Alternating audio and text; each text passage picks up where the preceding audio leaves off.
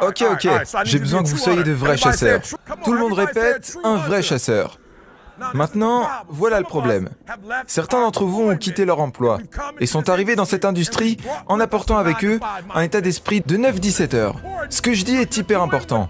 Vous faites ce que font les entrepreneurs, mais vous le faites dans un état d'esprit de 9-17 heures. Ce que je veux dire par 9-17 heures, c'est que vous déployez vos efforts durant ce laps de temps. Quand vous êtes un vrai chasseur, vous n'agissez pas en fonction des horaires. Vous agissez en fonction de votre proie. Je me répète, quand vous êtes un vrai chasseur, vous ne chassez pas de 8 à 15 heures. Pourquoi ? Parce que la gazelle peut ne pas se pointer de 8 à 15 heures. Vous chassez jusqu'à que vous attrapiez une gazelle. Et vous ne vous arrêtez pas avant d'en avoir eu une, et une autre, puis une autre, et encore une autre. Écoutez-moi, quelqu'un qui pense 9-17 heures, quand il fait une vente, il est excité. Mais quand vous arrivez à mon niveau, et que vous obtenez un truc, vous essayez de passer à l'étape suivante, puis à l'étape suivante, et encore à l'étape suivante. Un vrai chasseur chasse. Ok, peut-être que vous m'avez pas compris. L'objectif d'un vrai chasseur, ce n'est pas le prix. L'objectif d'un vrai chasseur, c'est la chasse. Il vit pour la chasse. Il vit pour chasser. Il ne vit pas juste pour le prix. C'est tout le processus qui l'intéresse. Mais votre problème, c'est que vous voulez juste le chèque. Vous pouvez m'agiter cette chose devant mon visage. Je n'en veux pas. Et beaucoup d'entre vous prennent n'importe quoi parce qu'ils ne savent pas ce qu'ils veulent. Et si je peux vous apporter une chose, avant que vous quittiez cette pièce, je ne veux rien de vous. Mais je veux que vous quittiez cette pièce en sachant ce que vous voulez. Que voulez-vous de votre mariage ? Que voulez-vous vis-à-vis de votre fille ? De votre fils ? Que voulez-vous de votre santé ? Que voulez-vous financièrement ? Combien d'argent voulez-vous gagner par an ? Que voulez-vous conduire ? Comment voulez-vous vivre ? Arrêtez de vous lever comme si c'était un accident. Que voulez-vous exactement ? Une fois que vous aurez trouvé ce que vous voulez, passez le restant de votre vie à vous réveiller et à le poursuivre. Et la raison pour laquelle je parle avec autant de passion, certains me disent « Haïti, pourquoi tu parles avec autant de passion ?»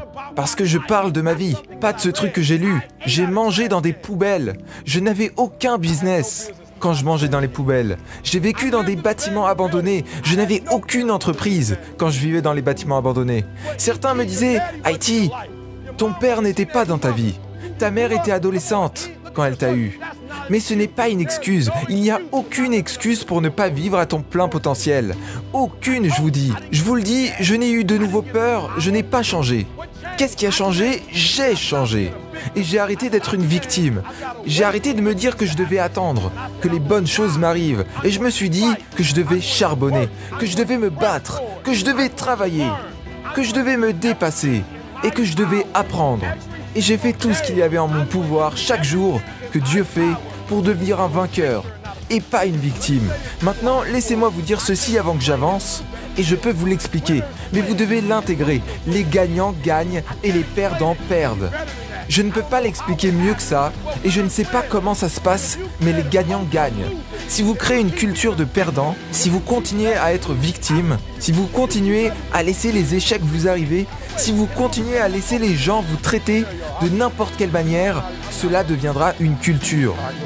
Écoutez-moi, je vous l'ai dit et je vous le répète. Je veux que vous pensiez à cet objectif. Je veux que vous fassiez corps avec cet objectif. Je veux que vous l'intériorisez. Écoutez ce que je veux dire. Ce que je veux vous dire, c'est ce rêve. Je veux que vous le ressentiez.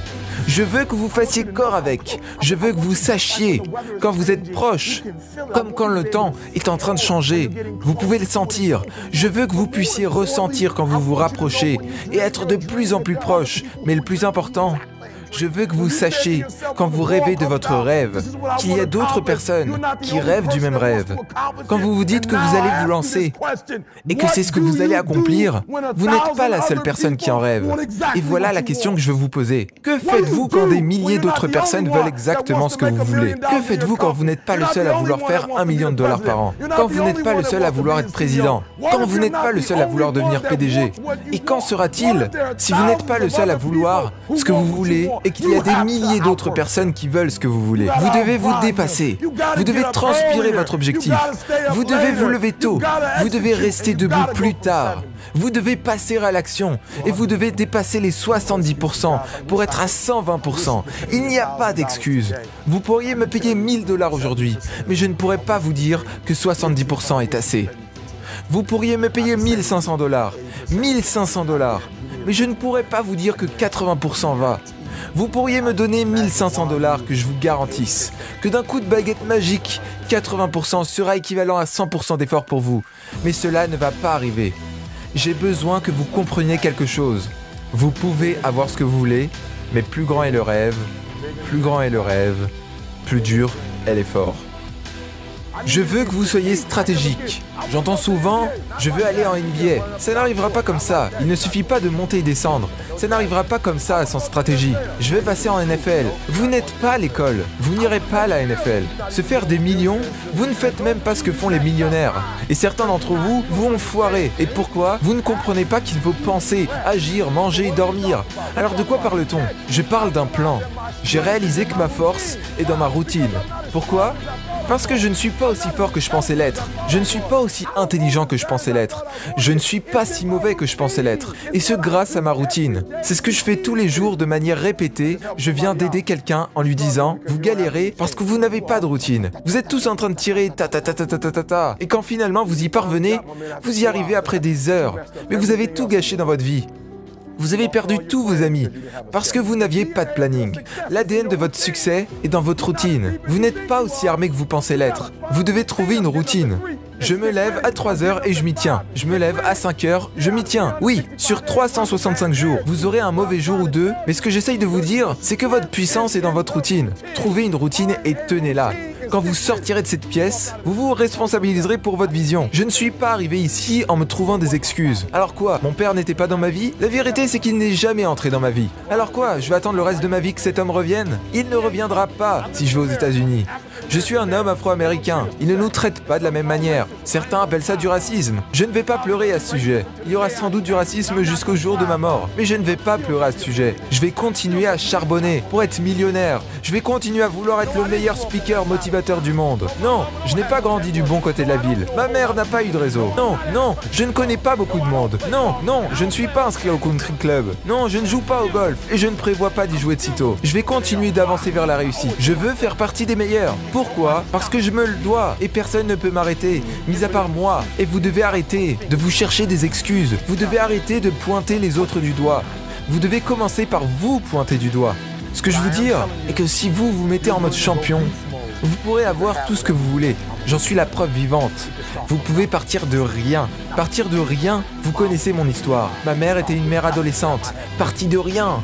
Ma grand-mère avait 14 enfants. Partie de rien. On n'avait que 2 chambres à coucher, une salle de bain. Ma mère s'est fait expulser parce qu'elle n'avait pas d'argent. Partie de rien. Partie de rien. J'étais un drop-out. Partie de rien. Sans abri. 12 ans pour obtenir un diplôme universitaire qui durait 4 ans. Partie de rien. Si vous voulez vous dépasser, faites-moi une faveur. Vous devez comprendre qu'il y a 2 moyens de réussir.